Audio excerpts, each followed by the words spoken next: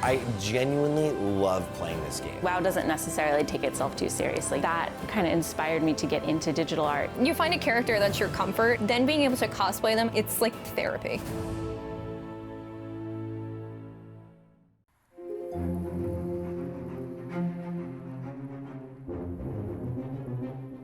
We are with our guild, Prismatic.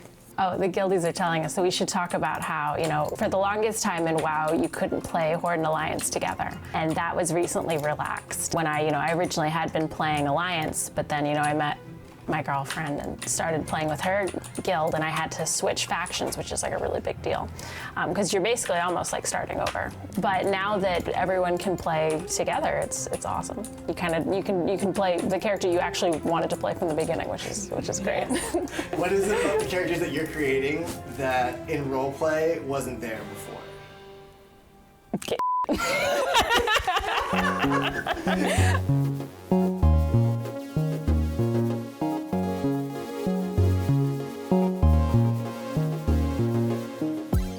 My name is Megan James. I'm a graphic designer and also an illustrator, and I also do World of Warcraft fan works. I think I connected with this game so much and keep connecting to it because, unlike other fantasy games, WoW doesn't necessarily take itself too seriously. I really love how, bright and colorful it is, all the different environments, the different kinds of creatures around, and, it doesn't feel like it's all dark, grim, and serious all the time. There's that sense of humor, which I think even in my own artwork, I try to play off of, make things look friendly and kind of warm in a way. I remember being even just a little kid scrolling through the old Warcraft website. Back in the day, there used to be a fan art feature section and a fan comic section, and I would check it like religiously all the time, going to that page, seeing what the new things had been posted up, and it boggled my mind the work that people were doing. So I think that kind of inspired me to get into digital art in a way, and also comics as well because of that comic feature on the site. Even when I was in art school, I would do my serious schoolwork, and then at the end of the day, let's just draw an orc, Starting in 2019, I started to do commission artwork, so that really brought me into the community where I was connecting with WoW players who really wanted to take their characters and interpret them in the styles of different artists, which I think is so much fun to do because it's great to collaborate with someone on what their character can look like in my style versus another person's style, and so kind of reflect the sensibilities of the game. We've been playing with Prismatic. Gosh, it was 8.2. 2018? 2018, yeah. I should know this. We are like guild masters. You are at least. I'm an officer. True. My name is Megan.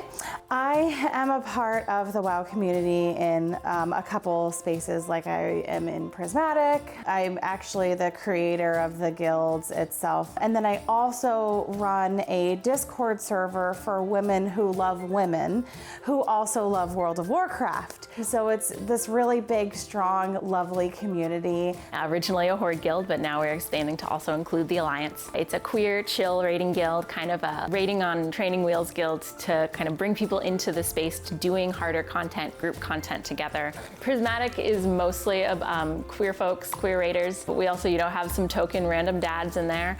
And it's great fun to just kind of raid with the community and create a really wholesome, inclusive, accepting environment. Oh, I made this guild and it was just a friend guild, and then it turned into an actual real guild, which I'm very proud of.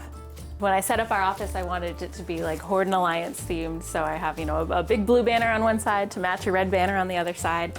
I did this myself because I couldn't find a banner that was big enough for what I wanted. So I've got him over here with a little griffin and mug, and got all of our Tinker Toy sewn looking plushies there with the sewing machine. I think it's so cute.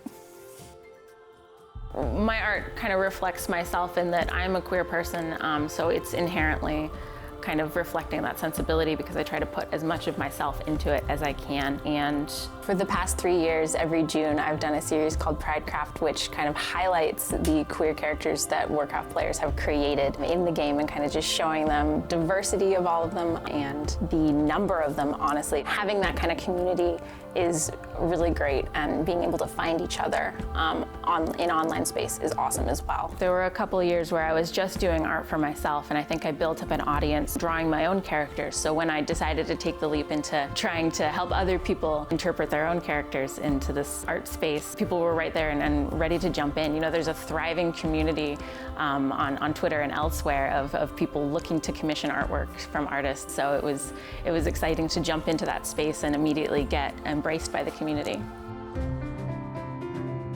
In anticipation of Dragonflight coming out, a group of fans have gotten together. I've led them in this project where we address the 5-year gap that was between the beginning of the Shadowlands expansion and the beginning of the Dragonflight expansion. So in that time, it's been described that the timeline of Azeroth has entered a period of rest and reflection and relaxation. So that's really unique in the history of Warcraft, where it's usually an endless slog of war and violence and suffering. But now the characters have had this opportunity in this interim to kind of be at peace in their world, which is really unique in the timeline. We gave people the page limit of 4 pages, so tell a complete story in 4 pages, and it was really exciting to see people do a full story in even less. So we have some that are 2 pages, we have some people trying to do just 1 page, kind of giving a slice of life moment in time of their character. Everyone we've had for the project has come to us, so we have not turned anyone away. We want to have everyone participate who wants to participate,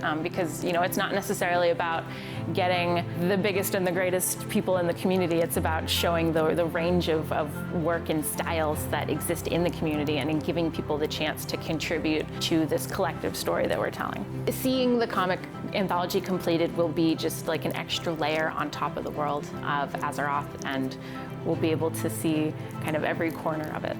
Dragonflight, excited about a lot of things, but especially representation with not only the queer community, but also with deaf characters who are in wheelchairs. It was really exciting to see in the recent expansions and recent stories that have come out about WoW, where they're including more characters of diverse backgrounds, and also queer characters like Flynn and Shaw and Halia and Aerie. And Chromie, and it's just really exciting to see more characters in the game that reflect the player base and let people see themselves in the characters of Azeroth, because it's a whole big world out there, Megan, how do we talk about being gay?